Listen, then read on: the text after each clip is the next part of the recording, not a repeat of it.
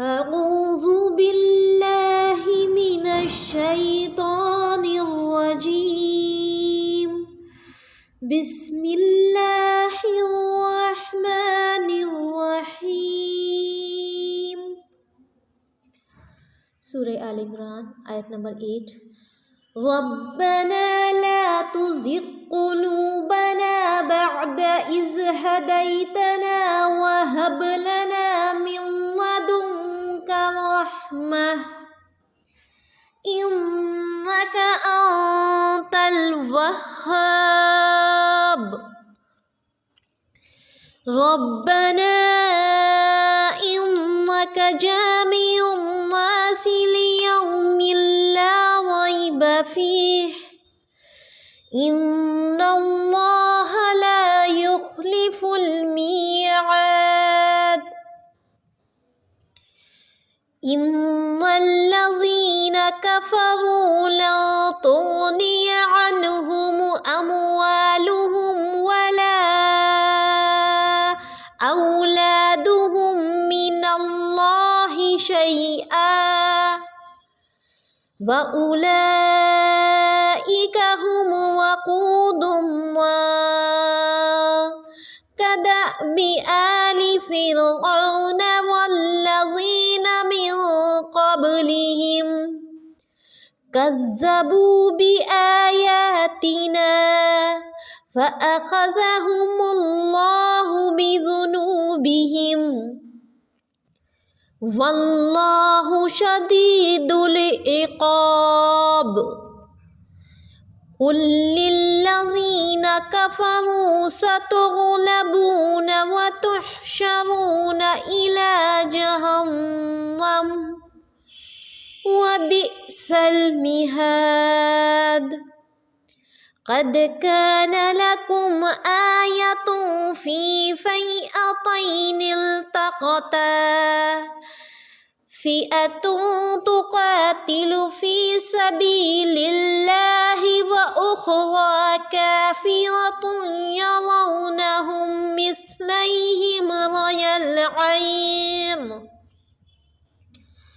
वल्लाहु युअय्यिदु बिनस्रिहि मन यशा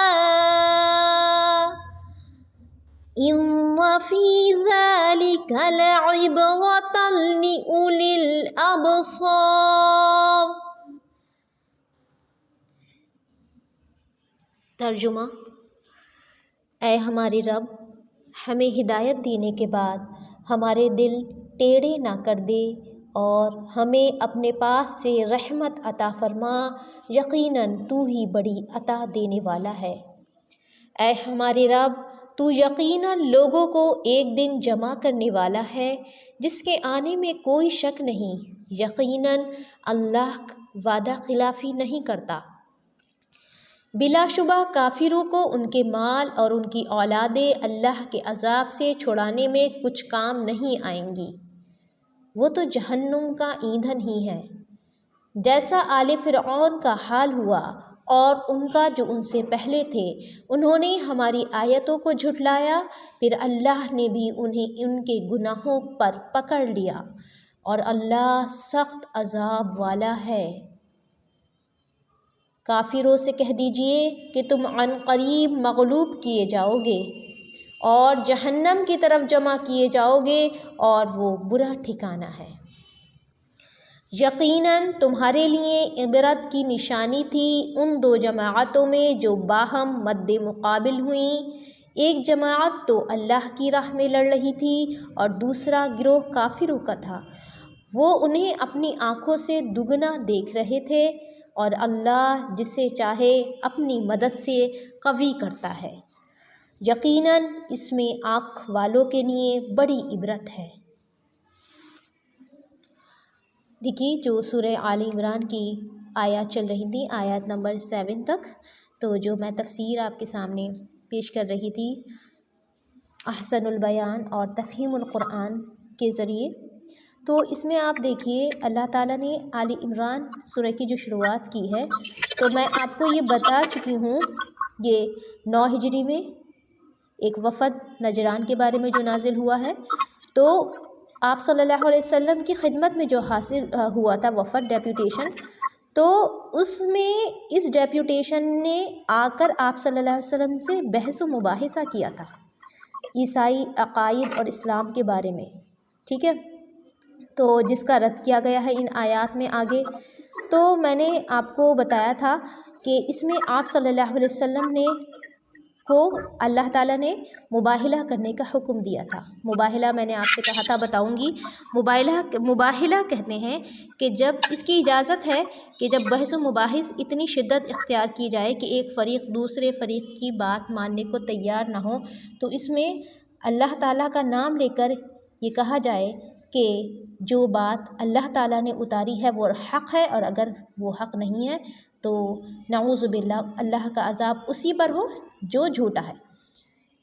तो खैर, इससे मुतालिक दारुल उलूम का एक फ़तवा मेरे पास है, साइट भी मेरे पास है, मैं आप लोगों को सेंड कर सकती हूँ। अगर इससे रिलेटेड कुछ और आपको मसाइल देखने हो या ये मुबाहिला समझना हो क्या चीज़ होती है, तो वो फ़तवा मैं आपको पूरा सेंड कर सकती हूँ, ठीक है।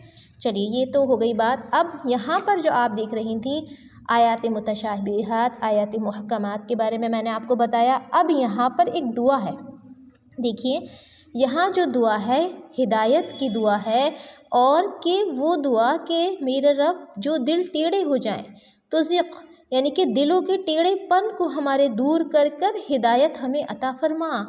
और ये रहमत है अल्लाह ताला की, क्या वहब लना मिन लदुनका रहमा, कि रहमत के साथ साथ ये जो हिदायत है ज़िंदगी में, ये सबसे बड़ी नेमत और रहमत है, क्योंकि तू देने वाला है। तो अल्लाह ताला ने हमसे क्या मांगने को कहा है, हम क्या सवाल करें उससे, हिदायत का सवाल करें। तो आप देखिए, दुआओं में बेहतरीन दुआ अल्लाह के रसूल सल्लल्लाहु अलैहि वसल्लम की अहादीस मुबारका से जो हमें पता चलती हैं, उसमें आप जानती हैं अल्लाह के रसूल सल्लल्लाहु अलैहि वसल्लम क्या मांगा करते थे, अल्लाहुम्मा इन्नी असअलुकल हुदा वत्तुका वल अफ़ाफ़ वल गिना। इसी तरह से एक दुआ और है, अल्लाहुम्मा हदिनी क़ल्बी। तो मुझे जैसे दो दुआएं इस वक्त याद आ गईं। सबसे ज़्यादा अल्लाह के रसूल सल्लल्लाहु अलैहि वसल्लम अपने लिए भी और पूरी उम्मत के लिए भी हिदायत के तलबगार थे। तो हमें अल्लाह ताला से हिदायत मांगनी चाहिए। यहाँ से हमें एक बहुत अहम बात समझ में आई कि जब इंसान के दिलों में ज़ियक़ कहते हैं टेढ़ेपन की ख़राबी आ जाती है, तो हिदायत हासिल करना मुश्किल हो जाता है। तो दिल का ख़ास कनेक्शन है हिदायत से, ये बात भी समझ में आई हमें आयत नंबर 8 से। फिर आगे कनेक्ट कर दिया गया आयत को, रब्बना इन्नका जामिउन नास लियौमिन ला रैब फीह, क़यामत से या यौमुद्दीन फ़ैसले के दिन से, कि जितना इंसान के अंदर ये तक़वा होगा कि उसे अपने रब के सामने हाज़िरी देना है, उतना ही वो अपने लिए हिदायत के लिए फ़िक्रमंद होगा। जिस इंसान को ये पता ही नहीं या ये फ़िक्र ही नहीं कि एक दिन मुझे जमा होना है और एक एक बात का हिसाब देना है, मैं अकाउंटेबल हूँ, तो बताइए वो क्यों करे फ़िक्र, क्यों टेंशन ले कि उसने हक़ अदा किया किसी इबादत का, किसी हुस्न सलूक का, किसी हुकूकुल इबाद का, वो क्यों फ़िक्र करे। तो देखिए यहाँ पर वो दिन जिसमें कोई शक नहीं, इन्नल्लाह ला युखलिफुल मिआद, कि इंसान किस चीज़ में उलझ जाता है इस दुनिया को देखकर, कि जब आएगा वो दिन आएगा, अभी तो दुनिया ही नज़र आती है और इसी के दिनों रात हमें नज़र आते हैं।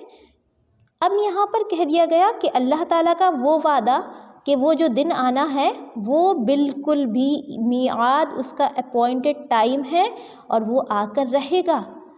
तो जो अल्लाह ताला की ज़ात है सच्ची, तो क्या उसका वादा झूठा हो सकता है?